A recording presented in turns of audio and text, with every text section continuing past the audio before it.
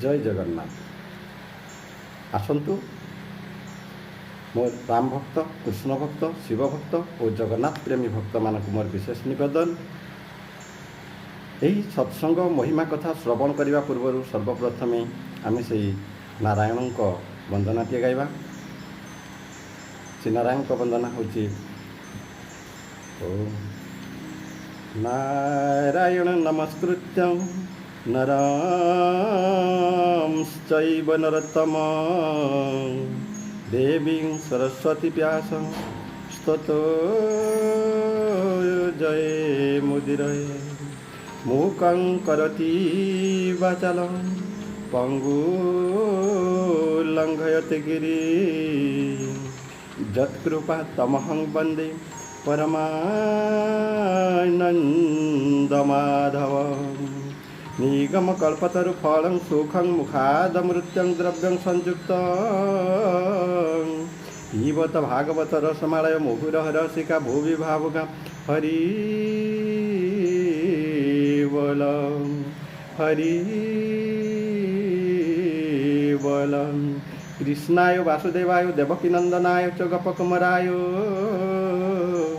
गोविंदाय नमो नमः।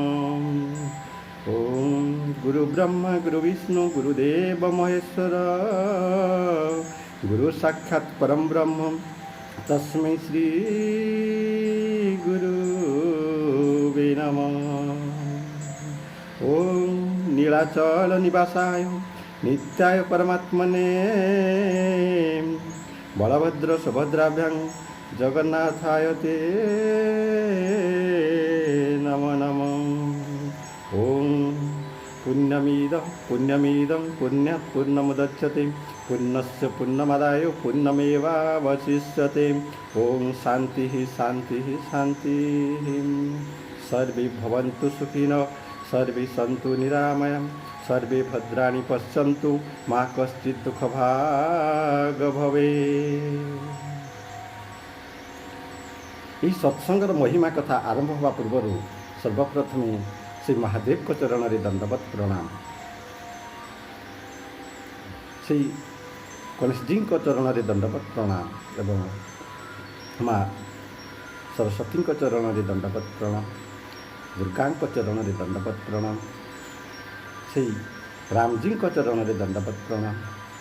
श्री कृष्ण को चरण रे दंडवत प्रणाम। श्री व्यास को चरण रे दंडवत प्रणाम। सुखदेव जी को चरण रे दंडवत प्रणाम।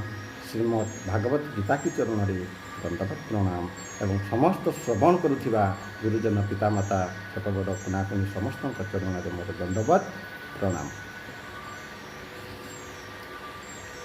यही सारा संसार मनुष्य को सब मिल जाए किंतु सत्संग मिले ना। जो माने जन्म जन्मांतर पुण्यकर्म अर्जन करिथांती सेही मानकु ही केवल सत्संग मिलता है।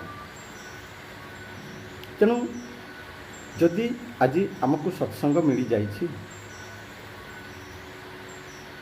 हेले सत्संग जीवाई आमको समय मिलूना।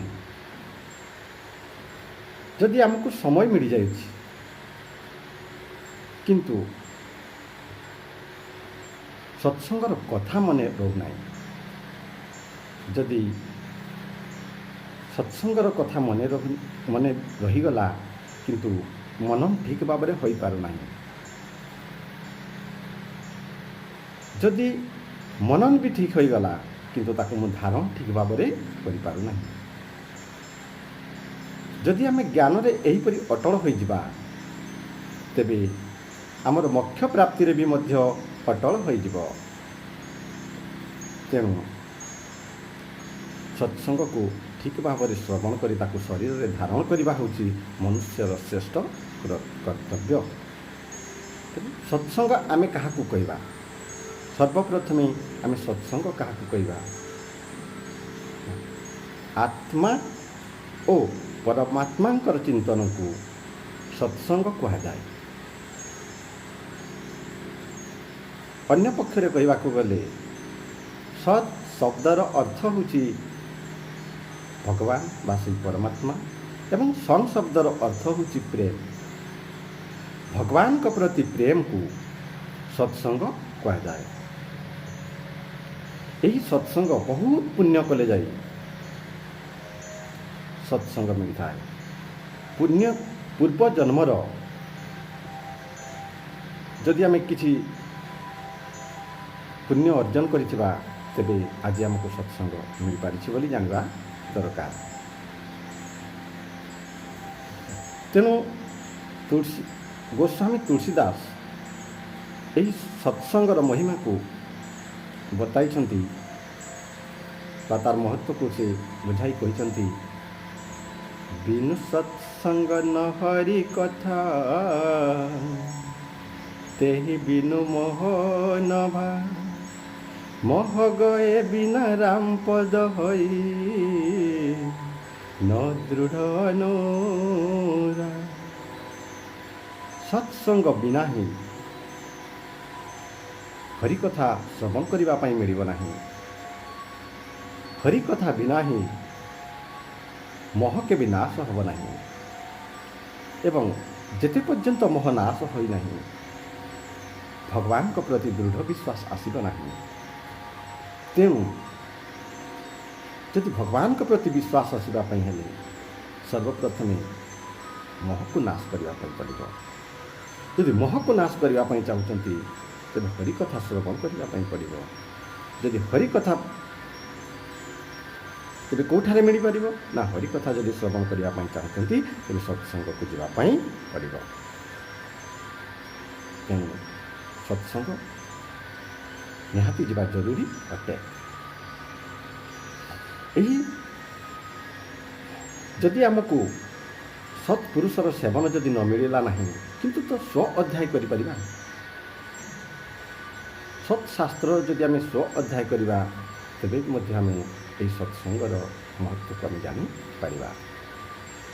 यही सत्संग महात्मा बा ज्ञानी माने बताई जे 4 प्रकार सत्संग। प्रथम नंबर सत्संग होची सत्य परि भगवान को साथी रे रहिबा एवं तांको साथी रे भक्त मध्य मिसिकी रहिबा अर्थात परमात्मा को साक्षात दर्शन करी भक्त मध्य तांको साथी रे रहिबा सर्वोत्तम सत्संग अटे। एथिरे श्रोता और वक्ता रही थांती। श्रोता भगवान को सदृश होइथांती बा संत महात्मा होइथांती। यही सत्संग होची सर्वोत्तम बा यह श्रेष्ठ मध्य। ये होची 1 नंबर सत्संग। तेणु पुणी गोस्वामी तुलसीदास बताई भारी सुंदर कथा। तात सर्ग अपवर्ग तुला धरियो तुला एक अंग तुला नता ही सकल मिली जो सुखल व सत्संग। जदि हे तातो जदि आप स्वर्गर सुख पाई थांती आ मुक्ति को भी जदि प्राप्त होई थांती जदि एई 2 जन को तराजुर एक पाखरे पका जाए अन्य पार्श्वरे एक क्षणिक मात्र सत्संग को जदि रखा जाए तेबे से 2 जनकर ओजन मिसी एक क्षणिक मात्र सत्संगर परिमाण तांको ठारू अधिक हो जिवो। तेणु एक क्षणिक सत्संग होची सबुठारू महत्वपूर्ण। द्वितीय नंबर सत्संग होची भगवान को प्रति प्रेमी भक्त बा सतरूप परमात्मा को प्राप्त जीवन मुक्त पुरुषर सहित संग। जे सतरूप परमात्मा जे भगवान को पाई जदि आम तांकर संगत करिबा तेबे सत्संगर महत्व जानी पारिबा। तृतीय नंबर सत्संग हेउची जे उच्च कोटिर साधक पुरुषर संग जे कि भगवान को पाइबा पई सदा सर्वदा चेष्टा करुथिबो। यदि सही प्रकार महान व्यक्तिर जदि आम संगत करि परिबा तेबे मध्य आमको सत्संगर महत्व आमको मिल जिवो। ଚତୁର୍ଥ ନମ୍ବର ସତ୍ସଙ୍ଗ ହେଉଛି ସତ୍ ଶାସ୍ତ୍ରର ସ୍ୱ ଅଧ୍ୟୟନ। ଯଦି ଆମେ ସତ୍ ଶାସ୍ତ୍ରର ସ୍ୱ ଅଧ୍ୟୟନ କରିବା ତେବେ ମଧ୍ୟ ଆମକୁ ସତ୍ସଙ୍ଗର ମହତ୍ତ୍ୱ ମିଳିଯାଇପାରିବ। ତ ଯେଉଁଥିରେ କି ଜ୍ଞାନ, ବୈରାଗ୍ୟ, ଭକ୍ତି ଏବଂ ଭରି ରହିଥିବ। ଆଉ ସତ୍ ଶାସ୍ତ୍ରର ସ୍ୱ ଅଧ୍ୟୟନ, ପଠନ, ମନନ, ଅନୁଶୀଳନ କରିବା ଦ୍ୱାରା ଆମକୁ ଭଗବାନଙ୍କର କୃପା ମଧ୍ୟ ପ୍ରାପ୍ତ ହୋଇଯିବ। ଏହି 4 ପ୍ରକାର ସତ୍ସଙ୍ଗ ଭିତରୁ ପ୍ରଥମ ନମ୍ବର ସତ୍ସଙ୍ଗ ହେଉଛି ସର୍ବଶ୍ରେଷ୍ଠ। ଏବଂ ଏହି ପ୍ରଥମ ନମ୍ବର ସତ୍ସଙ୍ଗ ହେଉଛି ସର୍ବଶ୍ରେଷ୍ଠ ଆଉ ସର୍ବୋତ୍ତମ ମଧ୍ୟ। ଏହା ଭଗବାନଙ୍କର କୃପାରୁ ଆମକୁ ମିଳିଥାଏ। ଆଉ ଏହା ବଡ଼ ସୌଭାଗ୍ୟର କଥା। ତେଣୁ ଯଦି ଆମକୁ ସନ୍ଥ ମିଳିଯାଏ ତେବେ ଆମର ଜୀବନ ମଧ୍ୟ ଶୁଦ୍ଧ ହୋଇଯାଏ। ସାଧୁ ସନ୍ଥ ମହାତ୍ମାମାନଙ୍କର କୌଣସି ଘର ଦ୍ୱାର ନଥାଏ। ସାରା ସଂସାର ହେଉଛି ସେମାନଙ୍କର ଘର ଦ୍ୱାର, ସାରା ସଂସାର ହେଉଛି ସେମାନଙ୍କର ପରିବାର। ଯେମିତି ଦସ୍ୟୁ ରତ୍ନାକର ମହାତ୍ମାମାନଙ୍କ ଠାରୁ କଥା ଶ୍ରବଣ କରି ବା ସେହି ଋଷିମାନଙ୍କ ଠାରୁ କଥା ଶ୍ରବଣ କରି ସେ ଆଜି ଋଷି ବାଲ୍ମୀକି ହୋଇଯାଇଥିଲେ। ଠିକ୍ ସେହିପରି ଆମେ ଯଦି କୌଣସି ମହାତ୍ମା ପାଖରୁ କଥା ଶ୍ରବଣ କରିବା ଏବଂ ତାକୁ ଯଦି କାର୍ଯ୍ୟରେ ଲଗାଇବା ତେବେ ଆମେ ସୁନିଶ୍ଚିତ ଦିନେ ନା ଦିନେ ମହାତ୍ମା ବନିଯାଇପାରିବା। ତେଣୁ ସବୁଠୁ ବୁଦ୍ଧିମାନ ଏବଂ ଚାଲାକ ବ୍ୟକ୍ତି ଏଇମାନେ ଯିଏକି ଠାକୁରଙ୍କର କଥା ଶ୍ରବଣ କରନ୍ତି। ଆଉ ସାଧୁ ମହାତ୍ମା ସେମାନେ ତୀର୍ଥକ୍ଷେତ୍ର ବନାନ୍ତି। ତେଣୁ ଏତିକି କହି ମୁଁ ରଖିଦେଉଛି।